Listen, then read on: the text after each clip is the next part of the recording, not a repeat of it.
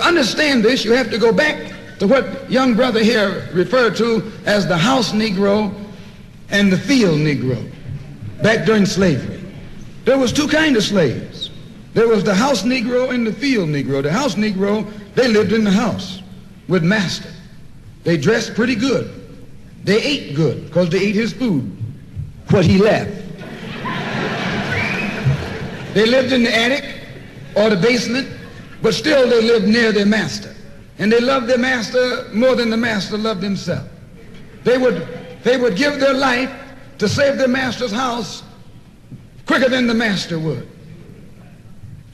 The house Negro, if the master said, we got a good house here, the house Negro say, yeah, we got a good house here. Whenever the master said we, he said we. That's how you can tell a house Negro. If the master's house caught on fire, the house Negro would fight harder to put the blaze out than the master would. If the master got sick, the house Negro would say, what's the matter, boss? We sick. We sick.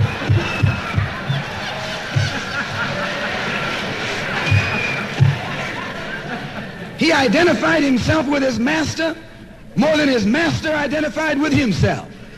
And if you came to the house Negro and said, let's run away, let's escape, let's separate, that house Negro would look at you and say, man, you crazy.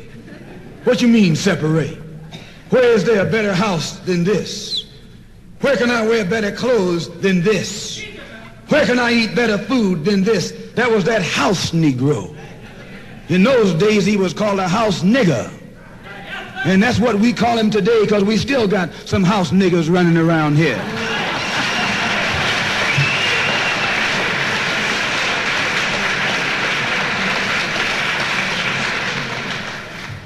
This modern house Negro loves his master.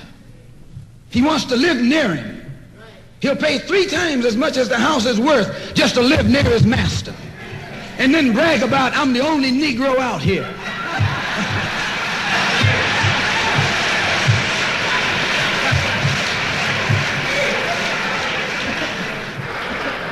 I'm the only one on my job. I'm the only one in this school. You're nothing but a house Negro. And if someone come to you right now and say, let's separate, you say the same thing that the house Negro said on the plantation. What you mean separate? From America? This good white man? Where you gonna get a better job than you get here? I mean, this is what you say. I ain't left nothing in Africa. That's what you say. Why, you left your mind in Africa.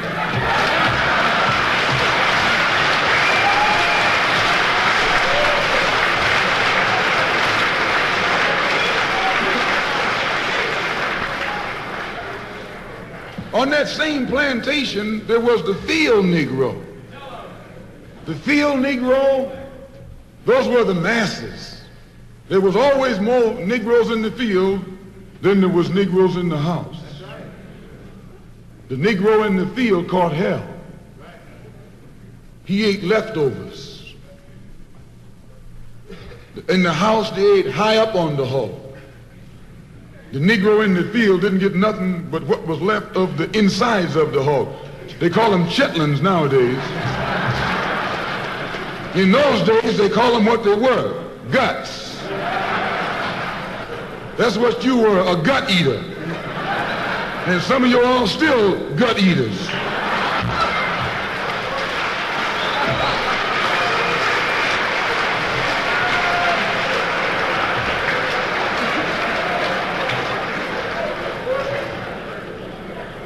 The field Negro was beaten from morning till night.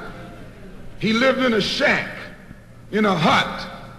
He wore cast-off clothes. And he hated his master. I say he hated his master. He was intelligent. That house Negro loved his master. But that field Negro, remember, they were in the majority. And they hated the master. When the house caught on fire, he didn't try and put it out. That field Negro prayed for a wind. for a breeze. When the master got sick, the field Negro prayed that he died. If someone come to the field Negro and said, let's separate, let's run, he didn't say, where are we going? He said, any place is better than here.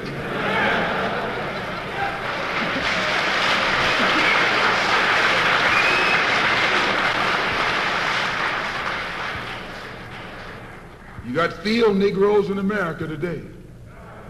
I'm a field Negro. The masses are the field Negroes. When they see this man's house on fire, you don't hear these little Negroes talking about our government is in trouble. They say the government is in trouble.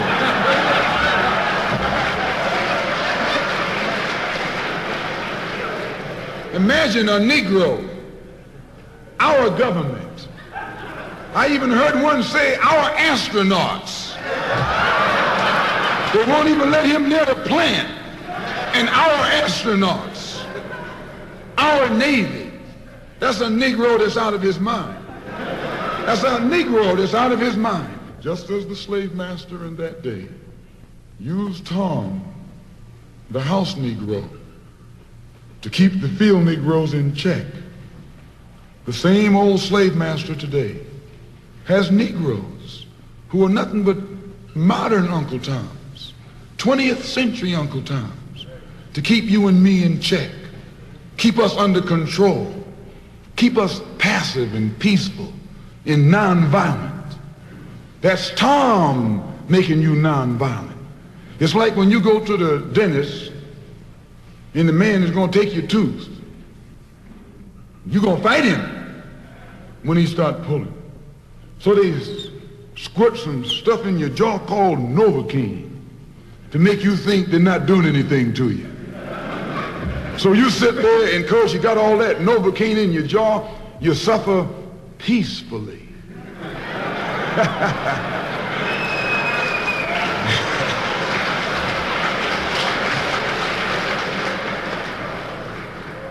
Blood running all down your jaw. And you don't know what's happening because someone has taught you to suffer peacefully. The white man do the same thing to you in the street.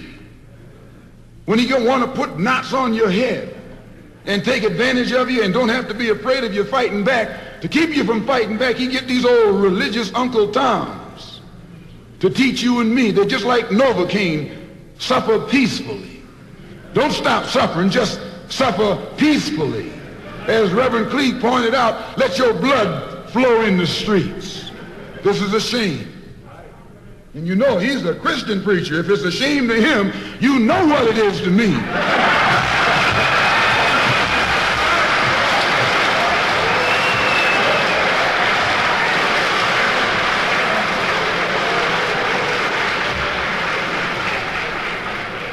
Because nothing in our book, the Quran, as you call it, Koran, teaches us to suffer peacefully. Our religion teaches us to be intelligent, be peaceful, be courteous, obey the law, respect everyone. But if someone puts his hand on you, send him to the cemetery.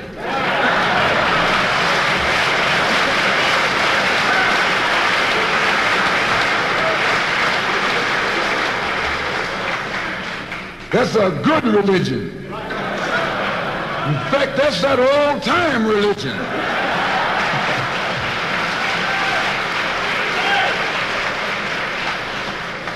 That's the one that Ma and Pa used to talk about.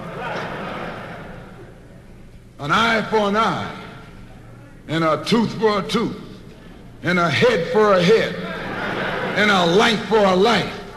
That's a good religion. And then anybody, no one resents that kind of religion being taught but a wolf who intends to make you his meal. This is the way it is with the white man in America. He's a wolf and you a sheep. Anytime a shepherd, a pastor, teach you and me not to run from the white man, and at the same time teach us don't fight the white man, he's a traitor. to you and me. Don't lay down our life all by itself. No. Preserve your life. It's the best thing you got. And if you got to give it up, let it be even Stephen.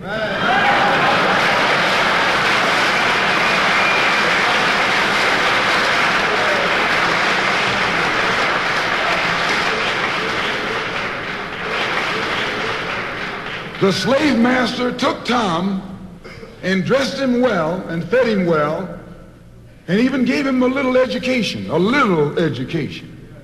Gave him a long coat and a top hat and made all the other slaves look up to him.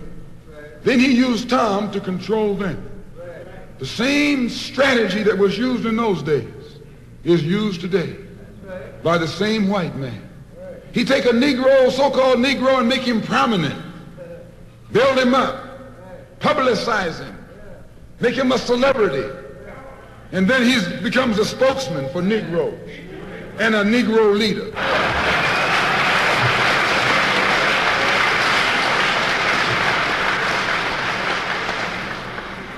I would like to just mention one thing else quickly, and that is the method that the white man uses, how the white man uses these big guns or Negro leaders against the black revolution. They are not a part of the black revolution. They're used against the black revolution. When Martin Luther King failed to desegregate Albany, Georgia, the civil rights struggle in America reached its low point. King became bankrupt almost as a leader.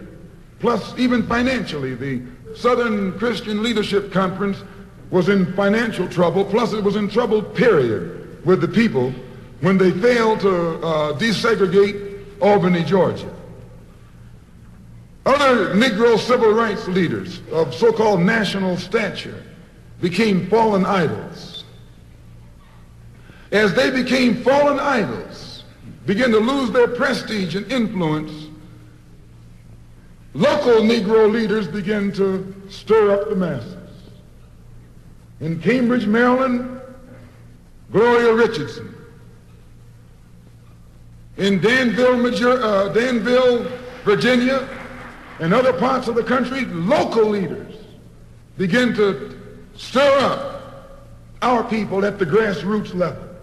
This was never done by these Negroes whom you recognize of national stature. They controlled you, but they never incited you or excited you. They controlled you. They contained you. They kept you on the plantation. As soon as King failed in Birmingham, Negroes took to the streets. King got out and went out to California to a big rally and raised about, I don't know how many thousands of dollars. Come to Detroit and had a march and raised some more thousands of dollars. And recall, right after that, Wilkins attacked King, accused King and the Corps of starting trouble everywhere and then making the NAACP get him out of jail and spend a lot of money, and then he accused King and Corps of raising all the money and not paying it back. This happened. I got it in documented evidence in the newspaper. Roy started attacking King, and King started attacking Roy, and farmers started attacking both of them. And as these Negroes of national stature begin to attack each other, they begin to lose their control of the Negro masses. And Negroes was out there in the streets.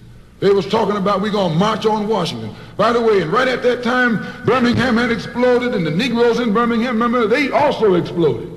They began to stab the crackers in the back and bust them upside the head. Yes, they did. That's when Kennedy sent in the troops down in Birmingham. So, and right after that, Kennedy got on the television and said, this is a moral issue. That's when he said he's going to put out a civil rights bill. And when he mentioned civil rights bill and the Southern crackers started talking about they were going to boycott it or filibuster it, then the Negroes started talking about what? We're going to march on Washington, march on the Senate, march on the White House, march on the Congress, and tie it up, bring it to a halt. Don't let the government proceed. They even said they was going to go out to the airport and lay down on the runway and don't let no airplanes land. I'm telling you what they said. That was revolution. That was revolution. That was the black revolution. It was the grassroots out there in the street. Scared the white man to death. Scared the white power structure in Washington, D.C. to death. I was there. When they found out that this black steamroller was going to come down on the Capitol, they called in Wilkins.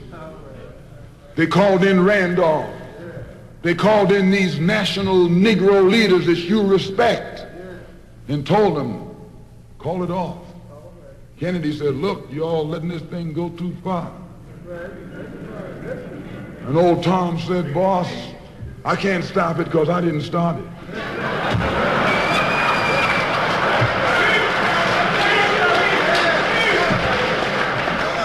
I'm telling you what they said. They said, I'm not even in it, much less at the head of it. They said, these Negroes are doing things on their own. They're running ahead of us. And that old shrewd fox, he said, well, if you all aren't in it, I'll put you in it. I'll put you at the head of it. I'll endorse it. I'll welcome it. I'll help it. I'll join it. A matter of hours went by. They had a meeting at the Carlisle Hotel in New York City. The Carlisle Hotel is owned by the Kennedy family. That's the hotel Kennedy spent the night at 2 nights ago. Belongs to his family. A philanthropic society headed by a white man named Stephen Currier called all the top civil rights leaders together at the Carlisle Hotel and told them that by you all fighting each other, you're destroying the civil rights movement. And since you're fighting over money from white liberals, let us set up what's known as the Council for United Civil Rights Leadership. Let's form this council, and all the civil rights organizations will belong to it. And we'll use it for fundraising purposes. Let me show you how tricky the white man is. And as soon as they got it formed, they elected Whitney Young as the chairman. And who you think became the co-chairman? Stephen Currier, the white man. A millionaire. Powell was talking about it down at the Cobo today. This is what he was talking about. Powell knows it happened. Randolph knows it happened. Wilkins knows it happened. King knows it happened. Every one of that so-called Big Six, they know what happened.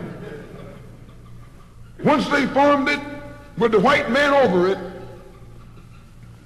he promised them and gave them $800,000 to split up between the Big Six, and told them that after the march was over, they'd give them $700,000 more.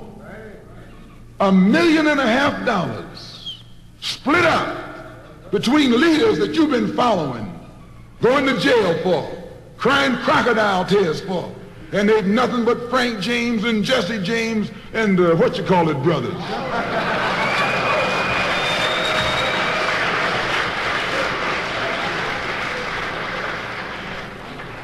Soon as they got the setup organized, the white men made available to them top public relations experts,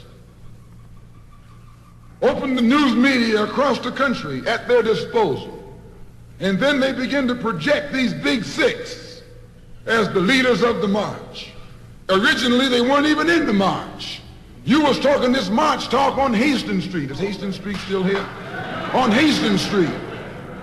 You was talking the march talk on Lenox Avenue, and down on Fillmore Street, and Central Avenue, and 42nd Street, and 63rd Street. That's where the march talk was being talked.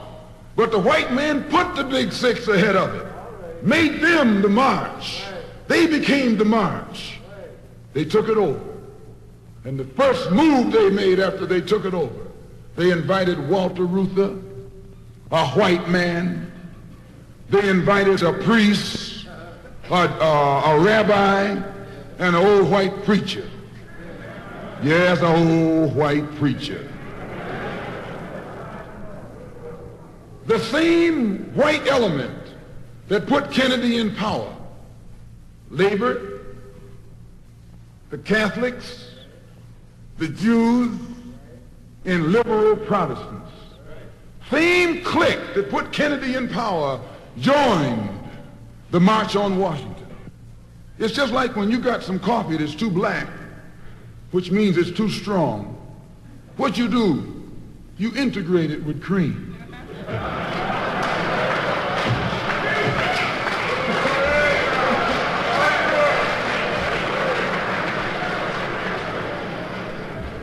You make it weak. If you pour too much cream in, you won't even know you ever had coffee. It used to be hot, it becomes cool. It used to be strong, it becomes weak. It used to wake you up, now it'll put you to sleep.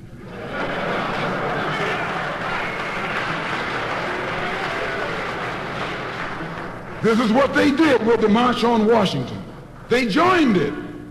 They didn't integrate it, they infiltrated it. They joined it, became a part of it, took it over. And as they took it over, it lost its militancy. They ceased to be angry. They ceased to be hot. They ceased to be uncompromising. Why, it even ceased to be a march. It became a picnic, a circus. Nothing but a circus with clowns and all. You had one right here in Detroit. I saw it on television with clowns leading it, white clowns and black clowns. I know you don't like what I'm saying, but I'm going to tell you anyway, because I can prove what I'm saying. If you think I'm telling you wrong, you bring me Martin Luther King and A. Philip Randolph and James Farmer and those other three, and see if they'll deny it over a microphone. No, it was a sellout. It was a takeover. When James Baldwin came in from Paris, they wouldn't let him talk because they couldn't make him go by the script. Burt Lancaster read the speech that Baldwin was supposed to make. They wouldn't let Baldwin get up there because they know Baldwin liable to say anything. They controlled it so tight, they told those Negroes what time to hit town, how to come, where to stop, what sign to carry, what song to sing, what speech they could make and what speech they couldn't make, and then told them to get out of town by sundown.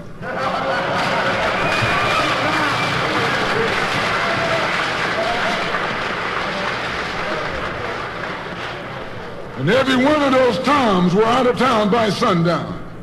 Now, I know you don't like my saying this, but I can back it up. It was a circus, a performance. It beat anything Hollywood could ever do. The performance of the year. Ruther and those other three devils should get a Academy Award for the best actors because they acted like they really loved Negroes and fooled a whole lot of Negroes. And the 6 Negro leaders should get an award too for the best supporting cast.